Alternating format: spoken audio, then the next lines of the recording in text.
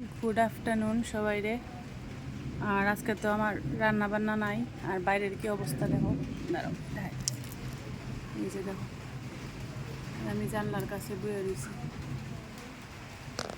আকাশ পুরা কালা হয়ে রয়েছে। আর রান্না বান্না তো নাই, কারণ হাতে তো ব্যথা পাইছি, দেখছো হাতের অবস্থা। আমি দেখাই যাচ্ছি হাতটা কেমন, কিচ্ছু রান্না করবো মানে কোনো কিছু গ্র্যাপ করতে পারতেছি না, কারণ হাতটা পুরোটা অবশ্যই এসেছে ইঞ্জেকশনটা দেওয়ানোর পরের থেকে। আমি ভাবছি না যে ইঞ্জেকশন লাগবো, আমি জানি না, যে ডাক্তার কাছে গেছি এই ডাক্তার আমার এক্সরেও করছে না, এক্সরে না করে ইঞ্জেকশন দিয়ে দিল। কিন্তু তাদের অনেক নাম আছে, অর্থোপেডিক ডাক্তারের কাছে গেছি, কিন্তু বুঝলাম না। আমার এটা একটু লাগতেছে যে এক্সরে করানো অ্যাটলিস্ট দরকার আছিল, মানে আমার মনে হয়, যদিও আমরা ডাক্তার না, কিন্তু এরপরেও এক্সরেটা কোনো দরকার আছিল, কিন্তু এক্সরে না করে তাই আমার ইঞ্জেকশন সাজেস্ট করছে, মেডিসিন দিয়ে বলে এটা ভালো হইতো না। মানে হাতের আঙ্গুলের গোড়ালির মধ্যে আমার পেইন, তো কী জানি কইলো হাড্ডির মধ্যে কীটা হয়েছে না হয়েছে, কী জানি কইলে আমি কিচ্ছু বুঝছি না ডিটেলসটা একটা।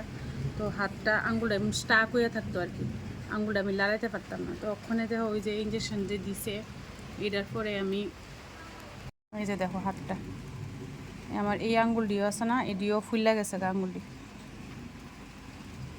এই হাতটা আমার একদম অবশ্যই রয়েছে, ওই যে ইঞ্জেকশন যে দিছে, কি জানি ইয়েলো ইয়েলো কালারের কী জানি দিছিল আর কি, ওই যে এটি এখন লাইক করেছে।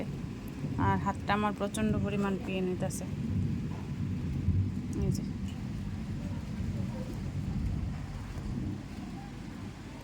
ওই যে হাতটা একদমই লাড়াতে পারতেছে না, একদম না।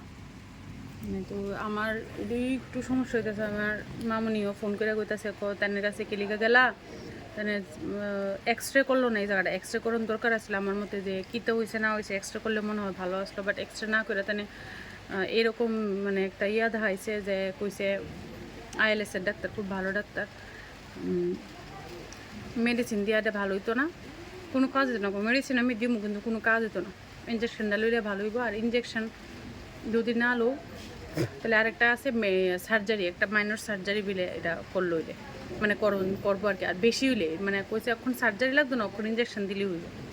তো আমার প্রবলেম এই জায়গাটার মধ্যে হয়েছে, কেলিগা এক্সরে করলো না। এক্সরে করলে মেবি হয়তো আরও ডিটেলসে ভালো জানান যাইতো, হয়তো তারা ডাক্তার হেরা ধুইরেও কইতে পারে। বাট এরপরেও আমার একটা মনের মধ্যে খুঁতখুতি লেগে রয়েছে যে এক্সরে করছে না, এক্সরে না করে সেটা ইঞ্জেকশনটা দিছে আমার। আর কিচ্ছু করছি না আজকাল, কোনো কিচ্ছু না, একদম টোটালি ঘরে বইয়া দিছি, শুধু স্নান করে সেরা পূজা টুজা দিছে ডুবুই, আমি কোনো কিচ্ছু করছি না, কারণ আমার হাত আমি লড়াতে আমি পারতেছি না, এরকম অবস্থায় হয়ে গেছি।